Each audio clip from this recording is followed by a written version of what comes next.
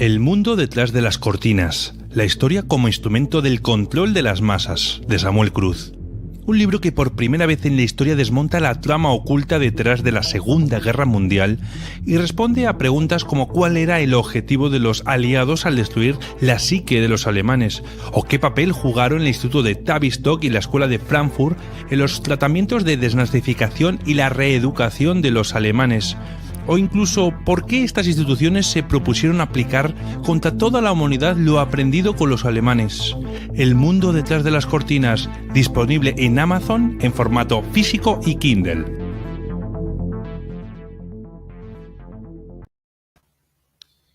Bueno, lo prometido es deuda. Dijimos que íbamos a estar en una hora de vuelta con otro tema. Y bueno, ese tema...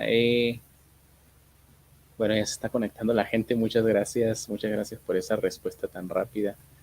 Ese tema pues va a ser este que tenemos en la pantalla, la mega marcha contra Andrés Manuel López Obrador que se llevó a cabo en México, y quién mejor para hablar de esto que el licenciado Salinas, que se va a conectar en un momento, pero aprovechando el tiempo y actualizando un poquito el tema anterior que acabamos de ver, quisiera que veamos un video que salió, o un comunicado que salió hace escasos minutos. Así que vamos a ir a la noticia. Vamos a ver lo que dice.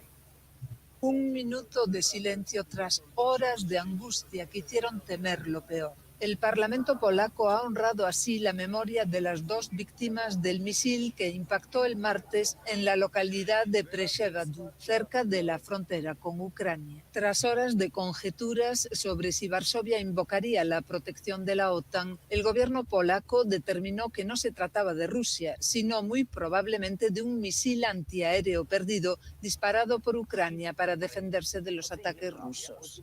El presidente ucraniano lo niega y pide ser parte de la investigación. No tengo ninguna duda del informe que me presentó por la tarde el comandante de la Fuerza Aérea y comandante en jefe Zaluzny. No tengo ninguna duda del hecho de que no era nuestro misil, sino un ataque con misiles, dijo. Rusia, que negó desde el principio tener nada que ver con lo sucedido, convocó al embajador polaco para expresar su descontento por cómo se trató inicialmente el asunto. Moscú alabó la templanza de Washington, que llamó a la calma desde el principio. Sin embargo, Washington tiene claro quién es el responsable último. No hemos visto nada que contradiga la evaluación preliminar del presidente Duda de que esta explosión fue muy probablemente el resultado de un misil de defensa aérea ucraniano que desafortunadamente cayó en Polonia. Y sean cuales sean las conclusiones finales, el mundo sabe que Rusia es la responsable última de este incidente, dijo el secretario de Defensa estadounidense. Bueno, ahí está la actualización. Dejan solo a Zelensky. Zelensky quiere entrar en la investigación. Zelensky está rabiando porque le den su guerra, se la den ya. Pero bueno, ya tenemos en nuestro...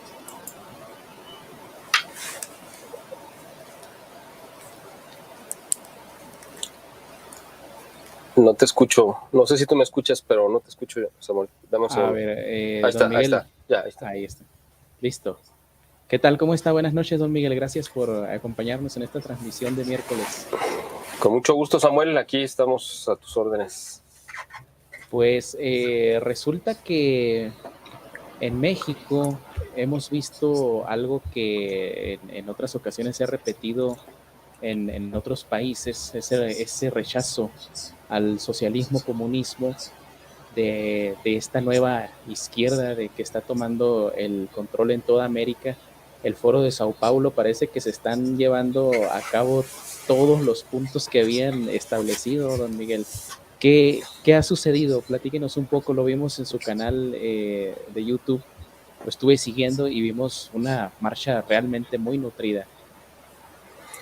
Así es, Samuel. Bueno, pues el pasado domingo 13 de noviembre se llevó a cabo una concentración coordinada a nivel nacional en más de 50 ciudades, principalmente capitales de estados, para mostrar el rechazo que hay generalizado en contra de las políticas de López Obrador en general y en particular por una intentona de una reforma constitucional que atenta contra las libertades, una de las libertades básicas, que es la libertad de elegir a nuestros gobernados, o a nuestros gobernantes, pero a través de un mecanismo que sea confiable y transparente, como es hasta actualmente, con todos los defectos que pueda tener pues el Instituto Federal Electoral, el INE, el Instituto Nacional Electoral. Y bueno, la verdad es que ha habido, ya era una bomba, era como una olla express, es decir, ya había un descontento tan grande a nivel nacional que necesitaba tener una manera de expresarse, tanto repudio y rechazo a las políticas erráticas del gobierno de López Obrador, y eso se pudo, bueno, finalmente concretar este domingo pasado, que además era el cumpleaños de López Obrador, y pues la gente eligió esa fecha para mostrar el respaldo al Instituto Nacional Electoral como árbitro confiable, como la institución quizá más confiable ahorita, quizá a la par o un poquito menos, pero que la Iglesia Católica, pero me refiero a como en la parte política. Y bueno, pues hubo una concentración, cuando menos aquí en Guadalajara, la verdad no tengo las cifras, pero yo calculo que han de haber sido alrededor de 200,000 personas las que se congregaron aquí en Guadalajara, o quizá más, que la verdad es que fue una marcha gigantesca, fue tan grande que de hecho se partió en dos. Eso yo me di cuenta hasta el final. Avanzamos por dos avenidas que corren en paralelo, y las dos iban pues rebosantes de gente, ¿no? Originalmente estaba planeado ir nada más por una sola. Evidentemente yo pues fui por una nada más, y yo me enteré que había habido la otra marcha por la otra avenida, pues cuando me encontré gente que me informó que habían marchado por esa otra avenida. En la Ciudad de México pues fue muchísimo más grande la concentración, como es lógico, pues porque hay más población, y los cálculos que se han hecho, yo lo comenté en el video que transmití, que publiqué bueno, en vivo, pero además lo hemos comentado. Que estamos viendo aquí. Ajá, exactamente. Esas imágenes que estamos viendo ahora son de la transmisión en vivo que yo realicé, o que realizamos ese domingo. Pero en la Ciudad de México se calcula que hubo alrededor de probablemente 1 millón o 1,5 millones de personas, quizá rozando los 2 millones. Hay cálculos más o menos pues que se acercan mucho a la realidad, que se pueden hacer a través de ciertas herramientas electrónicas que están a la disposición de todos, ¿no? Unas a través de Google, y de los mapas en los cuales uno marca una ruta, se hace un cálculo, digamos, con algoritmos, y se calcula que iban cerca de 1 millón de personas. Sin embargo, se ha dado a conocer que los satélites, por ejemplo, de la NASA y los satélites militares de Estados Unidos, que evidentemente tienen una tecnología mucho más precisa que la que tenemos nosotros en nuestros teléfonos celulares, calcularon por la dimensión y por la precisión y la exactitud, que era alrededor de 2 millones de personas en la Ciudad de México, 1,8 millones más o menos, más las que se juntaron en otras ciudades, pues total que éramos más de 3 millones de personas las que estuvimos marchando en diferentes ciudades del país. Pero además hubo otras marchas también en algunas ciudades de Estados Unidos, incluso me parece que de alguna que otra de Europa, quizá algo simbólico obviamente, ¿no? Pero lo importante es que se unieron, y fue un golpe contundente, no solamente contra el ego de López Obrador, sino contra su intento de perpetuarse en el poder, porque al final de cuentas su reforma electoral pues va para allá, ¿no? O sea, esa es la realidad, y la finalidad de su reforma es garantizar que él y su grupo se van a quedar en el poder durante pues mucho tiempo más, sin importar la voluntad de la población, ¿no? A mí me llama mucho la atención, don Miguel, cómo líder socialista que llega al poder en una nación, lo primero que hace es proponer esto, una reforma del sistema electoral. Y entre los puntos que supuestamente se buscan, ¿no? Lo primero es que se aclara que el INE no va a desaparecer, ¿no? Sino que va a cambiar de nombre y se llamaría INEC supuestamente, ¿no? Instituto Nacional Electoral y de Consultas. Ahora, ya una vez se le cambió el nombre, se llamaba IFE, Instituto Federal Electoral, se le cambió, creo que fue por ahí Peña Nieto quien lo hizo, pero ¿qué se busca con todo esto? Porque los otros puntos son reducir el número de diputados de 500 a 300. Lo mismo pasa con el número de senadores, que pasará de 128 a 96. Los consejeros del INEC y magistrados o sea, del supuesto. Si se llegase a crear el nuevo instituto, el INEC, y los magistrados del Tribunal Electoral de Poder Judicial de la Federación serán propuestos por 3 poderes de la Unión y elegidos por medio del voto popular. Pero a mí me parece, no hemos leído todos los puntos, pero me parece ya de entrada que se asemejan mucho a estas reformas que ha llevado, por ejemplo, en el sistema boliviano el movimiento al socialismo, en Venezuela el chavismo, que terminó pues prácticamente por desaparecer a la oposición. Así es. Mira, lo que intenta López Obrador, pues básicamente, como tú bien lo dices, y no solamente es una idea de él, eso viene en el manual del perfecto dictador redactado en los escritorios de la inteligencia cubana y del Foro de Sao Paulo, que ahora yo creo que va a regresar otra vez a tomar ese nombre porque se tuvo que hacer un foro alterno cuando llega Bolsonaro como presidente de Brasil y cancele, les da una patada a estos dictadorcillos de izquierda, y entonces López Obrador los tiene que acoger aquí en México y se crea el Foro de Puebla. Yo creo que el Foro de Puebla pues ya se va a cancelar y va a continuar siendo el Foro de Sao Paulo, ahora que se volvió a hacer con el poder, porque yo no digo que ganó la elección, simplemente se volvió a hacer con el poder Lula en Brasil. No creo que vaya a durar mucho tiempo, pero bueno, pues el tiempo que dure yo creo que van a reactivar el foro. Bueno, pues en este foro se redacta precisamente este manual que López Obrador ha ido siguiendo de manera puntual, es su guía de ruta. Y en esa guía de ruta aparece precisamente llegar de manera o de forma utilizando los mecanismos o la vía democrática, es decir, a través del voto popular, que la gente los elija, les dé el poder a través del sufragio, de las urnas, etcétera. Y una vez que llegan, entonces tienen que acabar con esa posibilidad de que otro vuelva a llegar con esas mismas oportunidades con las cuales ellos gozaron o de las cuales ellos se beneficiaron. Se dinamitan los puentes para que ya nadie más pueda cruzar hacia el castillo del poder, ¿no? Si lo quieres llamar así. Entonces, el asunto aquí, la propuesta de López Obrador, pues básicamente es hacer un cambio de tal dimensión que neutralice y le quite la autonomía que ahora tiene el Instituto Nacional Electoral y quede sometido a los intereses del presidente, precisamente porque se elegirían los representantes y los consejeros a través del voto, pero quienes los propondrían serían los 3 poderes, como tú bien dices, el ejecutivo, el legislativo, el judicial. El problema es que el poder judicial está sometido ya a la voluntad de López Obrador, igual que la mayor parte del poder legislativo.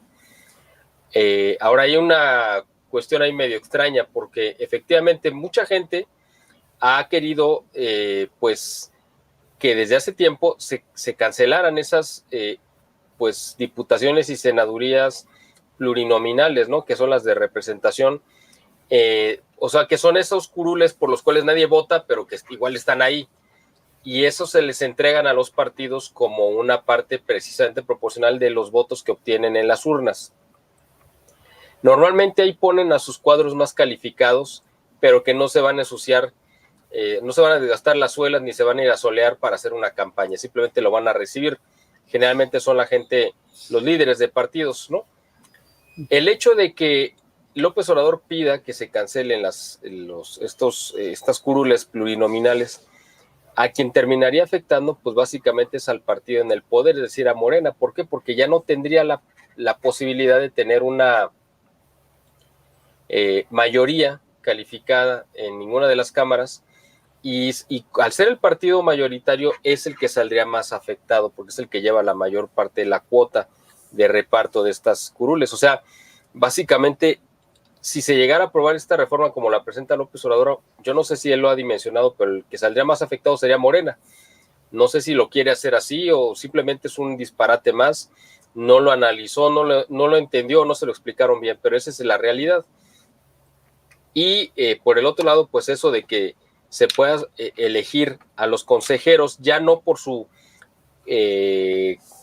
capacidad o por su trayectoria, como ahora, ¿no? Que se eligen en base a sus méritos y a lo que saben y a su experiencia, sino a que sean los elegidos por los simpatizantes del gobierno, del presidente, pues le quitaría totalmente no solamente la credibilidad, sino la cualificación o la calificación con la que deberían de contar para ejercer esta responsabilidad, ¿no? De ser consejeros en el instituto.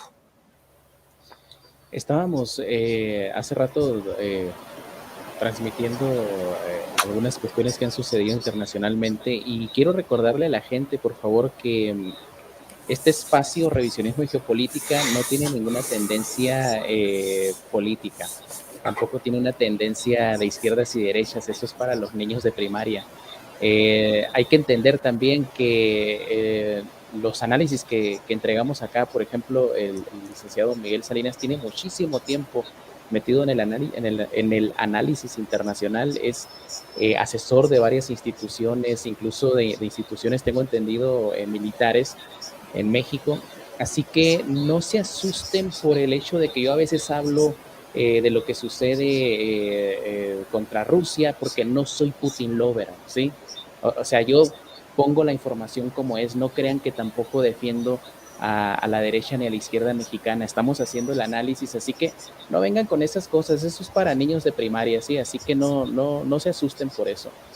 Pero bueno, continuando con esto, don Miguel, precisamente yo creo que mucho de lo que ha sucedido bajo el gobierno de Andrés Manuel y porque hay que decirlo, fue una avalancha de votos con la que llegó al poder, incluso en la Cámara tiene una mayoría muy importante, y lo vinieron, yo creo, preparando por todas esas negligencias que se llevaron adelante bajo los gobiernos de derechas, ¿no? Como el PRI, pues ni modo de para dónde irnos, ¿no? 71 años gobernando.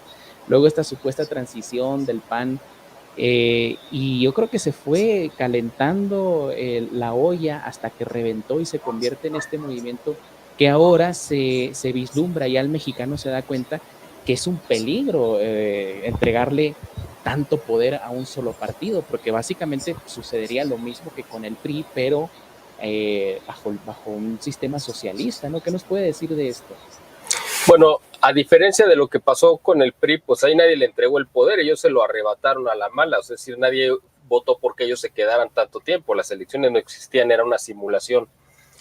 Aquí, en el caso de Morena, pues sí, la gente votó porque ellos se convertían en los verdugos.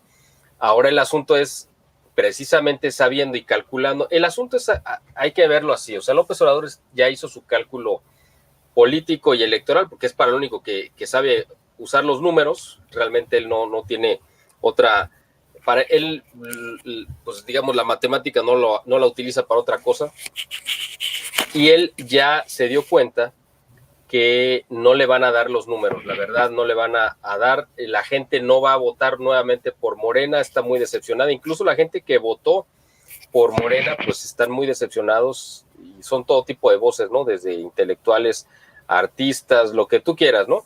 En todos los sectores de la sociedad, pues hay un gran descontento. Entonces, él ya sabe que ya no se puede arriesgar a pasar nuevamente por un escrutinio a través de las urnas, porque sabe que saldría perdiendo. Por lo tanto, la única manera que tiene para mantenerse en el poder es arrebatándolo, es decir, ya no permitiendo que la gente ejerza su voto libre, sino diciendo, bueno, pues yo, para evitar que no vayan a votar por mí, pues mejor no voten, anulen la elección, yo me quedo en el poder y se acabó el asunto, ¿no? ¿Cómo conseguiría esto? Sí. ¿Cómo conseguiría esto, Andrés Manuel? Bueno, hay varias formas, ¿no? Una de ellas es violentando todo el proceso electoral. Yo te voy a recordar una columna que escribió Leonardo Kurchenko, que la publicó el 23 de septiembre, de una reunión que se había realizado más o menos una semana antes, convocada por el presidente en Palacio Nacional, donde estuvieron presentes los gobernadores de Morena, de todo el país, que eran alrededor de 20, estaban los líderes del Senado, los líderes de la Cámara de Diputados, estaba el secretario de Gobernación y algunos de los principales asesores de López Obrador. Y a él les dio el banderazo de salida diciendo literalmente que hicieran lo que fuera necesario para ganar la elección. Al decirles lo que sea necesario sin ponerles ningún límite, les estaba dando el aval para que cometieran cualquier acto legal o ilegal, principalmente ilegal, con tal de llegar a ese fin, el de llegar a no perder la elección. En el 2021 hubo un antecedente en las elecciones intermedias donde el ala pues radical y violenta de Morena, que es el narcotráfico, porque literalmente sabemos que están aliados, se lanzó a las urnas a violentar el proceso en donde se llevó a cabo elecciones de gobernadores y llegaban, tomaban las urnas, las casillas y decían, bueno, aquí ya ganó Morena, váyanse, no, hasta los funcionarios de casilla ya no tienen nada que hacer aquí ya ganó Morena, o simplemente llegaban y se robaban las urnas y la rellenaban, ¿no? Entonces, es una manera de intimidación como lo hacía el PRI, como lo hizo muchos años. Ese es uno de los mecanismos. Otro mecanismo es comprar votos, porque al final de cuentas para eso les dio el aval y la luz o la indicación de que hicieran lo que fuera necesario, ¿no? O sea, los gobernadores van a salir a comprar los votos que estén a la venta, los que no puedan intimidar. Y la tercera es generar una situación de tal caos, o sea, si estas dos partes no funcionaran o no fueran suficientes, generar una situación de tal inestabilidad política y social que sea imposible que se lleve a cabo un proceso electoral y él declara un estado de emergencia, que sería el caso extremo. Yo creo que no vamos a llegar a eso, pero es una posibilidad, y que diga, no hay las condiciones para que haya elecciones, entonces las vamos a retrasar un año y al siguiente año va a pasar lo mismo y así se la puede llevar.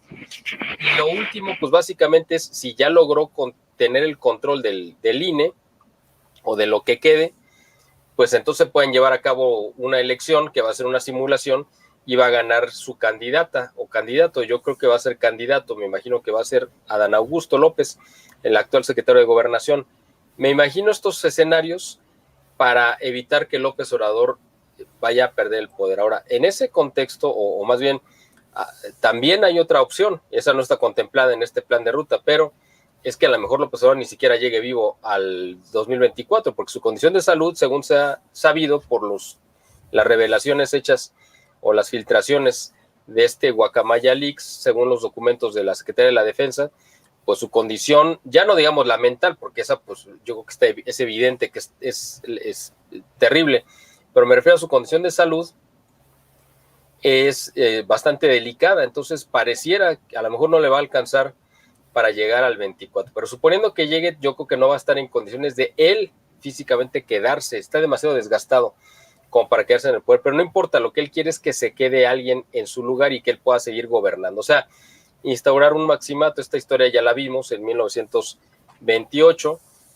cuando al final de su periodo de presidente, Plutarco Elías Calles permitió, vamos a poner entre comillas, que regresara al poder Álvaro Obregón, pero pues en el Inter, pues como que se arrepintió y entonces dijo, pues mejor lo mato, y va y lo mata, porque realmente, como dijo José Vasconcelos, él estaba seguro que Plutarco Elías Calles, yo también lo creo, es quien mandó a asesinar a Álvaro Obregón. Y gracias a eso se pudo pero fíjate, hubo una campaña electoral por una elección extraordinaria en 1929, en la cual corrió como candidato de oposición José Vasconcelos, precisamente, el cual gana realmente la elección de 1929, y Plutarco y todo el aparato, ¿no?, ya está instalado en el poder, y con la orden directa del Departamento de Estado norteamericano le arrebatan el triunfo y no le permiten gobernar.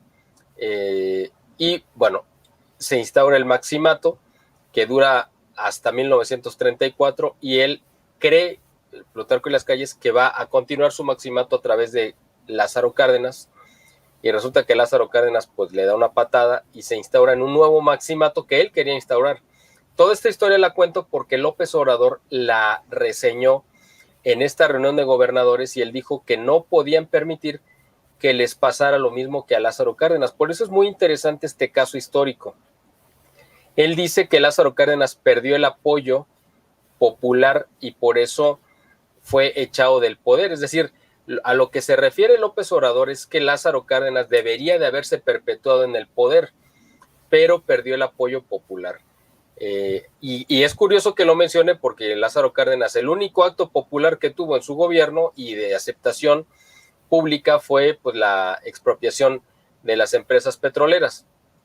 La gente, la verdad, lo repudiaba por su persecución religiosa que llevó a cabo de 1934 a 1940 y por su campaña de convertir a México en un país comunista. Entonces, es muy interesante que López Obrador haga mención de esto porque él se está viendo reflejado en ese espejo.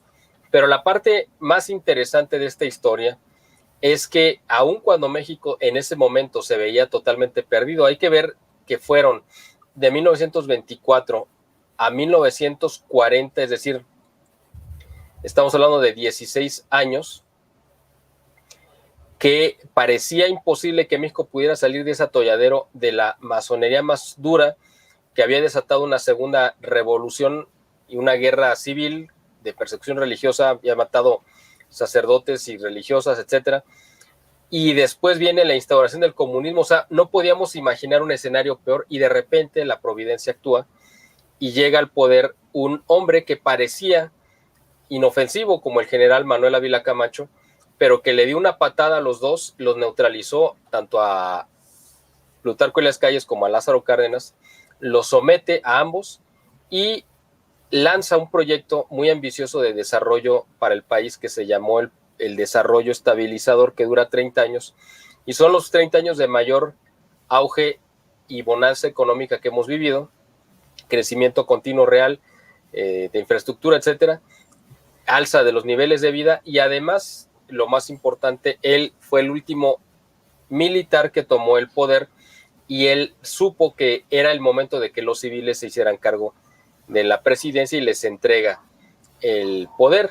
Entonces, yo creo que esto es muy importante, este antecedente histórico, porque López Obrador se está viendo reflejado en él y exactamente lo debemos de tomar como referencia y ejemplo para que la gente que ahora ve como que no hay alternativa y que ya es una tragedia cantada, que no vamos a poder evitarla, que hay una posibilidad de poder repetir la historia y que pudiéramos salir de ella.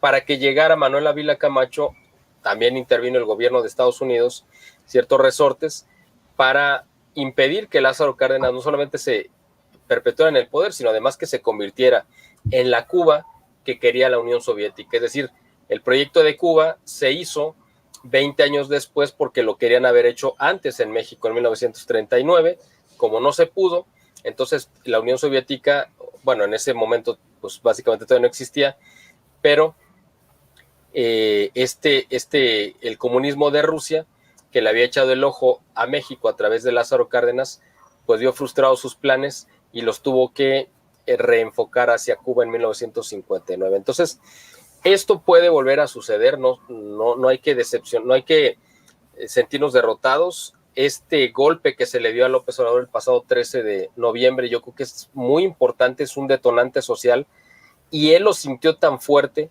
que por eso él mismo ahora salió a convocar su propia marcha, ¿no? Del rencor y de la revancha.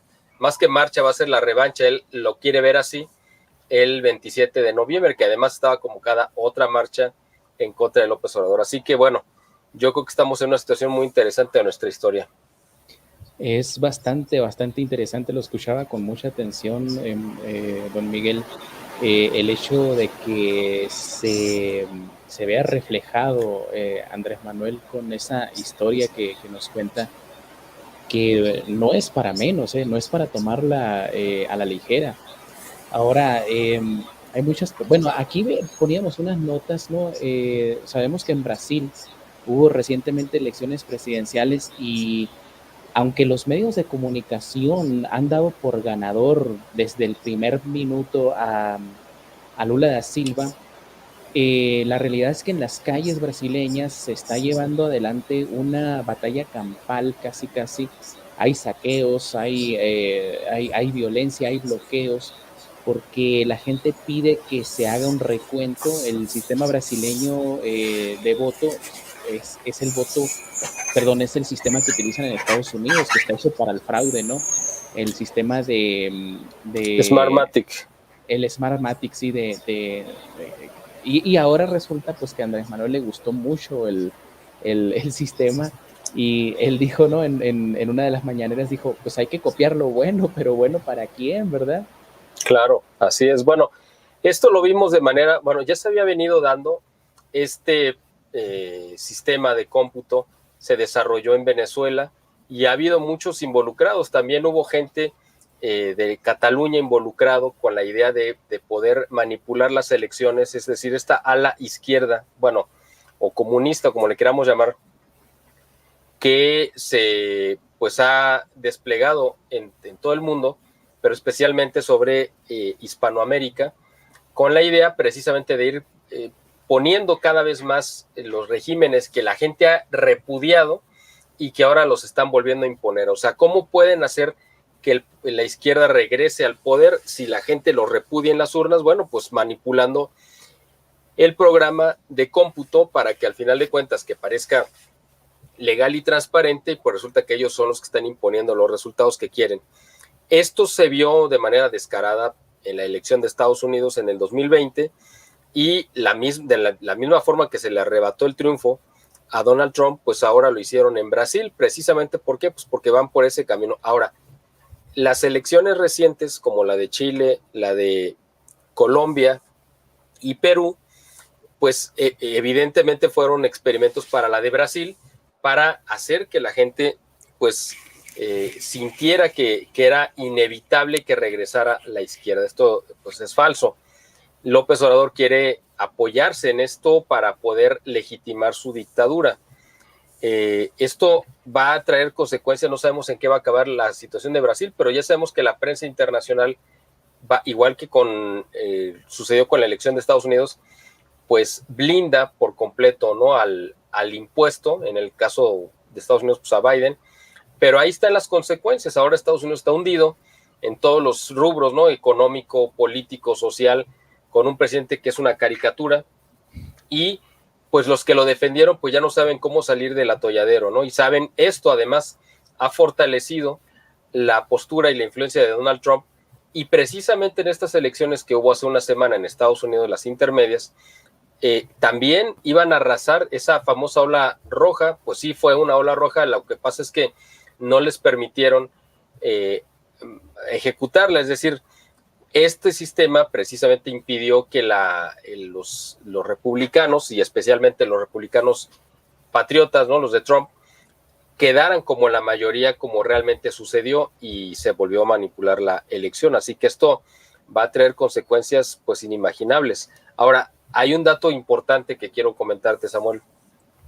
Hace unos días el cardenal don Juan Sandoval Íñiguez, arzobispo emérito de Guadalajara, grabó, él tiene una videocolumna semanal de temas pues que tienen que ver con la fe, ¿no? Y asuntos espirituales, pero esta la dedicó precisamente para hablar sobre el atentado de López Obrador contra el INE y el peligro que corría México de caer en manos de una dictadura comunista. Y da un dato muy interesante que yo es el que quiero repetir. Él menciona que hay un ataque y que precisamente estos gobiernos de izquierda que se están reposicionando en el continente es básicamente porque América es el único continente católico que queda en el mundo. Es el último bastión del catolicismo, lo cual es importante mencionarlo, evidentemente, porque el catolicismo fue y es la columna sobre la cual se ha levantado la civilización occidental, que es lo más avanzado que tenemos como humanidad. Así que el último bastión que queda, como lo dijo Juan Pablo II, el continente de la esperanza, pues es precisamente por eso, porque de aquí puede venir ese resurgimiento de la civilización occidental, que es la que quieren aplastar. El nuevo orden mundial quiere acabar con la civilización occidental porque es su principal obstáculo. Y para acabar con la civilización occidental necesariamente tiene que aplastar a la iglesia y al catolicismo. Para aplastar al catolicismo tiene que tomar el control de las naciones católicas, y por eso el ataque y por eso esta imposición de gobiernos de izquierda o comunistas en nuestro continente. O sea, tiene una explicación y tiene una razón muy coherente, como la explica el cardenal Sandoval Íñiguez. A mí me parece totalmente acertado. Claro que sí, qué bueno que toca ese tema del nuevo orden mundial, porque muchas veces en este juego infantilizante de izquierdas y derechas, la gente queda envuelto y personas que aparentemente son inteligentes terminan decantándose por acusar a alguien de izquierdas y a otro de derechas por el simple hecho de que un análisis imparcial como el que intentamos hacer pues les choca, les provoca un cortocircuito, maestro Miguel, porque las personas han sido radicalizadas para que piensen en izquierdas o en derechas. Mi enemigo es el de derechas, yo soy de izquierdas, o viceversa, uno es de derechas y su enemigo es el de izquierdas, cuando en realidad lo que vemos acá es un sistema que controla absolutamente todo y ahí van envueltos los partidos de derecha, los partidos de izquierda, por desgracia, y en este sentido, ya que mencionaba al nuevo orden mundial, por supuesto que Andrés Manuel tiene lazos con entes supranacionales y muy, muy poderosos como BlackRock, incluso con personajes como George Soros. ¿Qué nos puede decir de esto? Porque mucha gente piensa que es el salvador de la humanidad, ¿no? ¿Quién? ¿López Obrador? López Obrador. Bueno, o por lo menos de México, ¿no? Claro, su antecedente como agente de estos intereses es viene de mucho tiempo atrás. Hay un grupo que se llama Diálogo Interamericano, que es vamos a llamarlo así, voy a tener que usar estos términos, yo comparto todo lo que has mencionado, de que es absurdo hablar de estos términos de izquierda y derecha, pero hay que usarlos simplemente para que la gente entienda más o menos de qué estamos hablando.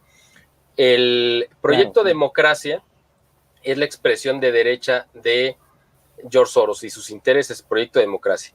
La parte de izquierda se llama Diálogo Interamericano. Es básicamente lo mismo, es la Open Society de George Soros metiendo dinero a uno y a otro bando. Quien estaba bajo la influencia y la esfera del Diálogo Interamericano, es decir, de la mano izquierda de George Soros, era López Obrador, y eso es desde hace muchos años, es decir, incluso antes de que él fuera candidato. Fíjate lo que te voy a decir, antes de que fuera candidato a jefe de gobierno de la Ciudad de México, es decir, desde que era presidente del PRD, él pertenecía a Diálogo Interamericano, que era esta sociedad o este grupo de influencia y de poder de George Soros. Igual que en el PAN podías encontrar gente que estaba a sueldo de el Proyecto Democracia, o gente que ahora es totalmente opuesta a López Obrador, como Jorge Castañeda Guzmán, y que él pues fue el canciller de Vicente Fox, que se supone que era un gobierno, en teoría, como dices, ¿no? De estos términos anacrónicos, era un gobierno de derecha, pero resulta que Jorge Castañeda pues era de la ultraizquierda radical, pero esa ultraizquierda radical pues está peleada con López Obrador a muerte, pero resulta que Jorge Castañeda es el agente en México de los intereses de George Soros. O sea, ¿a qué voy con todo esto? Pues que si tú le pones etiquetas a estas etiquetas que se manejan, ¿no?, en el lenguaje periodístico común, pues simplemente no te alcanza, no puedes explicar los fenómenos que están sucediendo. Porque puedes decir, ¿cómo puede ser posible que un agente de George Soros se esté peleando contra otro agente de George Soros, ¿no? Como sería en el caso de Castañeda contra López Obrador. Bueno, precisamente eso juegan y eso es lo que apuestan. ¿Por qué? Pues porque gana, ¿no? Exactamente, así es. O sea, tú controlas los dos, los pones a pelear y es lo que dice, ¿no? Presentes una tesis, luego viene una antítesis y sale una síntesis, que es lo que tú quieres al final de cuentas, vas a imponer tu agenda. Nosotros hay que hablar con términos, sí, adelante. Pero de paso haces pensar a la gente que está votando y que está siguiendo el sistema democrático, ¿no? Cuando en realidad los dos candidatos obedecen al mismo patroncito, ¿no? Por supuesto, así es, de hecho de eso se trata, ¿no? Aquí el asunto es que, por ejemplo, un término más preciso sería hablar, por ejemplo, quizá de comunismo y de liberales o de liberalismo. Parecen opuestos, pero son, como yo lo he dicho, son hijos del mismo padre o de la misma madre, ¿no? ¿Por qué? Pues porque impulsan las mismas agendas, es decir, por el lado del liberalismo también te manejan pues el libertinaje completo, ¿no? Donde el Estado no puede tener ninguna participación y tú eres libre y no hay consecuencias morales de tus actos, siempre y cuando los hagas en la privacidad de tu intimidad, o si con quien los haces está de acuerdo. Entonces ahí no hay una repercusión moral de un acto que en sí mismo pueda ser erróneo, ¿no? Como el caso, por ejemplo, de la homosexualidad. En el caso eso es en el caso de los liberales, ¿no? Que exigen total y plena libertad en todo tipo de actos. No hay ninguna restricción moral. En el caso de los del lado contrario, aparentemente, ¿no? O sea, el comunismo, ellos exigen o piden o están de acuerdo en que también piden la libertad, pero que el Estado sea el que la ejerza y que te sometas a la voluntad del Estado, siempre y cuando el Estado sean ellos, por supuesto, porque si es otro, pues ya no están de acuerdo, ¿no? Entonces, al final de cuentas, los dos van enfocados en destruir al ser humano como esa criatura hecha a semejanza de Dios, que tiene una dignidad, pero que también tiene una responsabilidad por la libertad que recibe de Dios, que no la puede ejercer de manera libertina. Es decir, hay un libre albedrío, Dios respeta nuestra libertad, pero también nos dio reglas para ejercerla de manera ordenada, por nuestro propio bien, ¿no? Entonces, eso no existe en esta esfera política y en esta esfera ideológica de la izquierda y la derecha. ¿Por qué? Porque ambos acaban apoyando la misma agenda. Es decir, los libertarios, que ahorita está muy en boga, siempre acaban defendiendo la agenda de la izquierda, ¿no? Del marxismo cultural, donde dicen, oye, no, la homosexualidad está bien porque es la libertad del ser humano, del individuo, y puede ejercer su sexualidad como le plazca. No importa ahí que esto es un acto en sí mismo, que la naturaleza lo repudia, ¿no? O la naturaleza humana también, o que clama la justicia de Dios. Y los de izquierda pues dicen lo mismo, no, tú no puedes meterte con mi cuerpo porque eso es parte de mi libertad. Luego apoyan el aborto porque también dicen, están ejerciendo el derecho sobre su cuerpo, los libertarios dicen lo mismo. Y ahí nos podemos ir analizando punto por punto lo que es la agenda o lo que identificamos como la agenda de la izquierda, del marxismo cultural, y para sorpresa y desagrado y a lo mejor tristeza de muchos que creen en el libertarismo, pues resulta que ellos acaban apoyando exactamente las mismas posturas. La única diferencia es que unos repudian al Estado y quisieran reducirlo o desaparecerlo para caer en la anarquía, y el otro extremo, lo que llamaríamos o se conoce nominalmente como izquierda, pues quiere un Estado fuerte y totalitario que imponga las reglas y que a todos los someta a las mismas condiciones, donde no haya ricos y todos sean pobres, vivan en la miseria y no existan libertades, ¿no? Entonces, al final de cuentas, acabas en los dos siendo esclavos. En el lado libertario, pues acabas siendo esclavo de tus propios apetitos y de tus propios vicios, y del lado de la izquierda, pues acabas siendo esclavo de un Estado que también te va a someter y que te va a impedir que ejerzas tu libre albedrío y que puedas desarrollar tu talento como Dios te lo dio. O sea, los dos sistemas son igualmente perversos, pero fueron creados por las mismas mentes. Eso es lo que tenemos que entender. Nosotros, como tú y como yo y mucha gente, representamos otra postura totalmente distinta, que nos apegamos, cuando menos yo, a la doctrina cristiana, que es lo más avanzado que tenemos, al pensamiento occidental y a los valores que hemos recibido como civilización y al hispanismo, por supuesto, y por eso nosotros no cabemos, ni queremos caber ni en la derecha ni en la izquierda, porque nosotros estamos por encima de ambas y nosotros tenemos una concepción del ser humano mucho más plena y que está en armonía con lo que Cristo nos vino a enseñar. O sea, ¿quién más puede saber cómo funciona el ser humano y la creación y Dios que Dios mismo que lo hizo, ¿no? Así es, don Miguel. Y bueno, estamos llegando ya al final. Me gustaría nada más, quisiera terminar con esto que usted mencionó, pero antes, que era el hispanoamericanismo, ¿no? Pero antes quisiera, porque también es una duda que me surgió cuando usted mencionó al posible candidato que impulse a Andrés Manuel, pero acá Josué León pregunta qué pasa con la becaria sionista de la Fundación Rockefeller Sheinbaum, porque supuestamente Andrés Manuel, y de hecho, ¿no? En en algunas publicaciones se está hablando de que Claudia Sheinbaum podría ser la candidata a la presidencia, ¿no? Mira, es una situación interesante porque quienes más atacan a Sheinbaum, bueno, Sheinbaum, para los que no sepan o que no vivan en México, no sepan quién es la jefa de gobierno de la Ciudad de México, pero además pertenece a la comunidad judía, o sea, su padre es judío, creo que su mamá también, pero quien más la ha atacado, sus principales enemigos y detractores es la comunidad judía de México, es decir, la comunidad judía está dividida, no sé si en dos o en más bloques, pero cuando menos hay un bloque muy duro de gente y de opinadores como Carlos Alarraqui, que también es judío, que es quien más la ha atacado. También, por ejemplo, a quien yo ya mencionaba, Jorge Castañeda, también judío, se ha manifestado en contra de Claudia Sheinbaum. O sea, es una cuestión, un pleito de sinagoga, por decirle de alguna manera, ¿no? Entonces, yo sinceramente no sé, yo creo que es como esto que habíamos dicho, o sea, al final de cuentas, los intereses que están por encima de los gobiernos manejan diferentes títeres.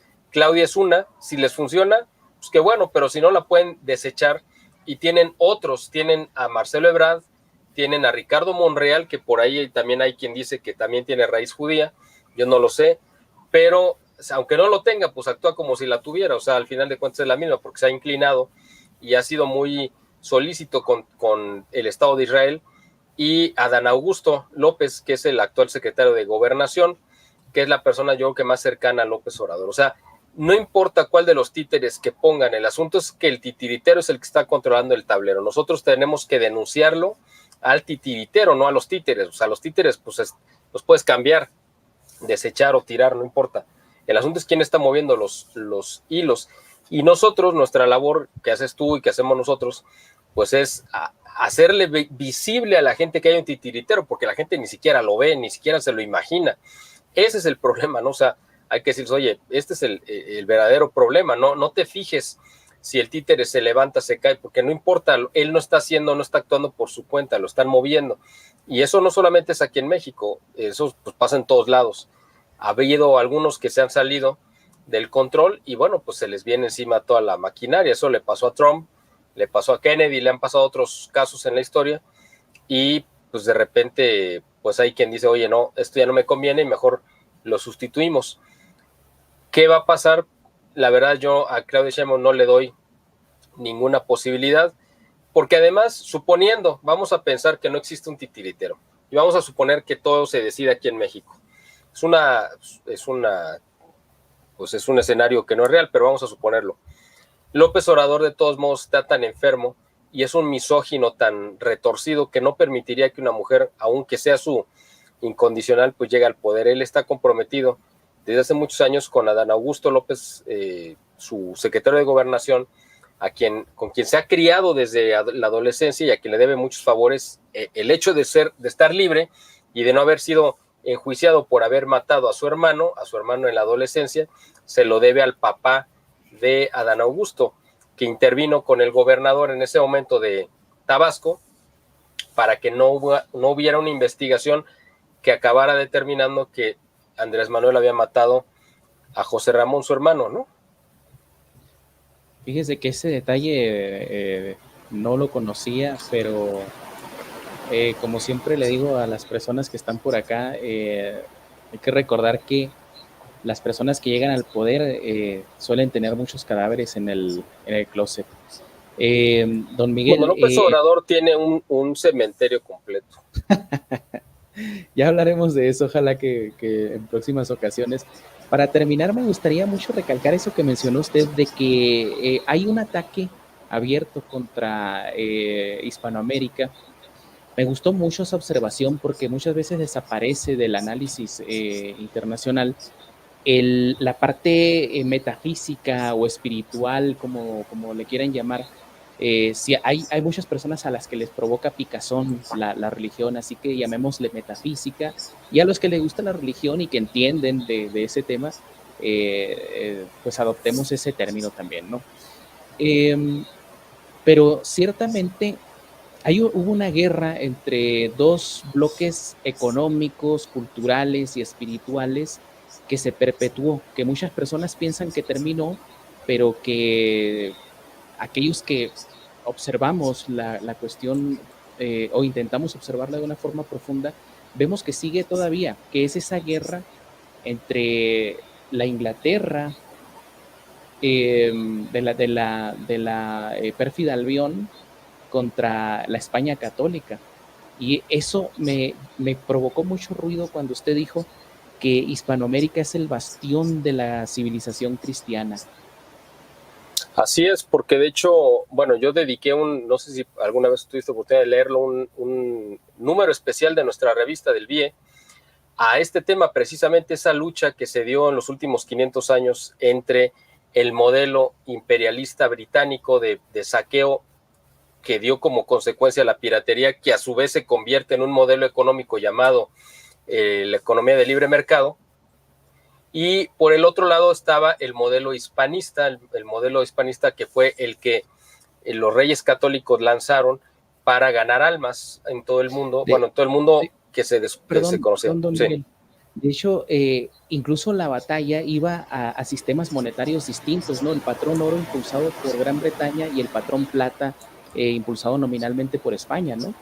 Así es, y de hecho esa batalla se acabó de dirimir a principios del siglo XX, cuando se impone el patrón oro de parte de Estados Unidos y de Inglaterra como la moneda de reserva a nivel mundial, y se desecha la plata. Ese fue como el último golpe, eso fue previo a la Primera Guerra Mundial. Pero el modelo de civilización que impusieron fue precisamente lo que acabó imponiéndose, yo no diría que triunfando, sino que se acabó imponiendo, ¿y por qué? Por una diferencia muy importante. Los británicos, es decir, el imperio anglo-sionista protestante, acaba imponiéndose porque ellos no tenían límites. Acuérdate que el mal no tiene límites, no tiene nada que lo detenga. La diferencia con España, la España católica, era que ellos sí tenían un límite moral que les impedía hacer cualquier cosa con tal de obtener el triunfo.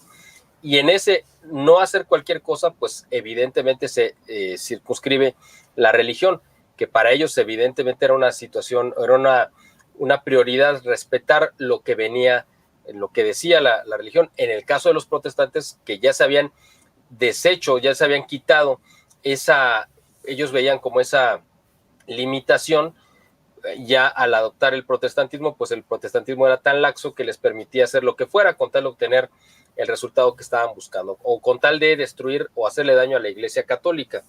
Entonces, esta batalla que se llevó a cabo durante el siglo, pues parte del siglo XV, el XVI y el XVII, desgraciadamente termina de manera pues muy triste a principios del siglo XVIII, en 1700, cuando la corona española se queda sin heredero y llegan los Borbón de Francia a tomar el control de la corona española, y entonces ahí es donde se empieza a desmoronar el imperio español, y es donde se empieza a resquebrajar las posesiones de ultramar, es decir, lo de la parte de América, y es cuando la masonería también se infiltra en la corona española, que ya era española de nombre, pero que realmente obedecía a los intereses de Francia, que después acaban adoptando pues todas estas ideas del iluminismo y la ilustración, y terminan o lo demuestran al expulsar a los jesuitas, que eran los verdaderos defensores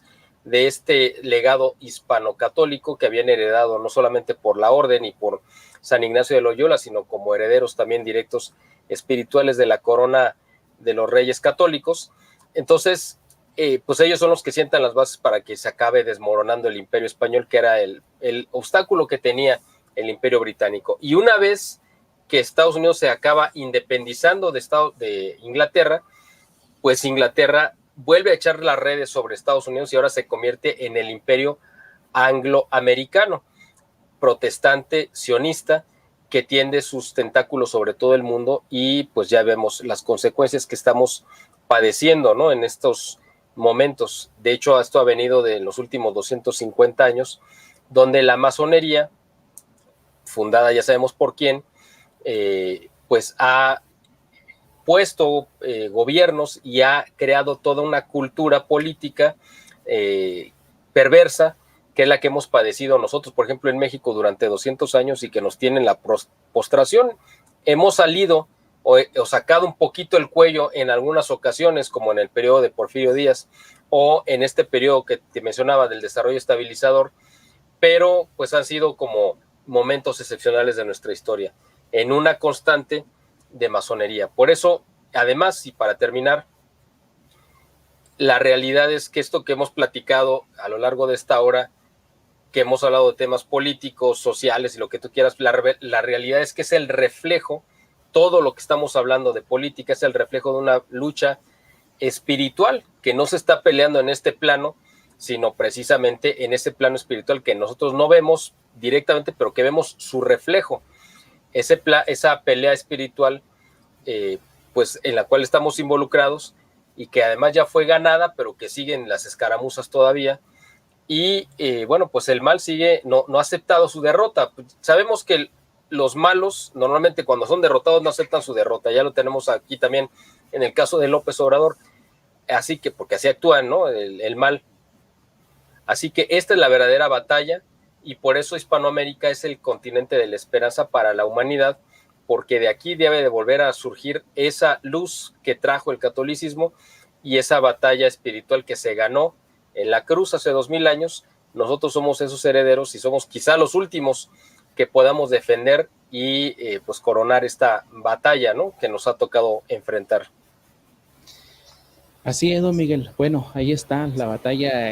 No es solamente en el plano político, no es solamente de izquierdas y derechas, esto va más allá. Hay que abrir un poquito la mente, no cerrarnos a las cosas que a veces no entendemos y que axiomáticamente como perros de Pavlov decimos que uno es de una ideología o de otra, cuando ya lo dijo el licenciado Miguel, nosotros no estamos ni con izquierdas ni con derechas, estamos arriba. Alguien por ahí dijo, no somos ni de arriba no somos ni de izquierda ni de derecha, somos de en medio, pero yo digo, somos de arriba, don Miguel. Claro, así es, tampoco del medio, porque el medio es ponerte en el mismo plano de la izquierda y la derecha. Nosotros estamos por encima de ellos, no porque nos creamos superiores, simplemente pues porque nuestro compromiso es más alto y porque nosotros sí podemos ver lo que ellos no ven. Ellos están en 2 dimensiones, nosotros estamos en 3, o ellos estarán en 3 y nosotros en 4. Esa es la diferencia que tenemos. Así es, don Miguel. Pues bueno, le agradezco mucho esta hora de conversación. Siempre es muy enriquecedor hablar con usted, su perspectiva de la política, con esa visión siempre tendida hacia lo metafísico y lo religioso. La verdad, a mí me encanta mucho platicar con usted, aprendo mucho con usted, aunque hay algunas personas que se enojan porque menciona la iglesia. No se enojen, o sea, tengamos la mente abierta para entender que hay cosas que se escapan a veces. Don Miguel, muchísimas gracias, le agradezco mucho. Al contrario, Samuel, siempre es un placer platicar contigo, te agradezco siempre el espacio que me permites tener aquí para tu audiencia y que, bueno, sabes que siempre que tengas tú, pues a bien invitarme, pues yo estaré con mucho gusto aquí atendiendo tu llamado. Se agradece mucho, don Miguel. Bueno, y a ustedes nos despedimos también, ya nos veremos el lunes en el programa Detrás de las Cortinas con mi amigo Martín Álvarez desde Noruega. Ya estaremos hablando de un tema un poquito más relajado. Hasta luego.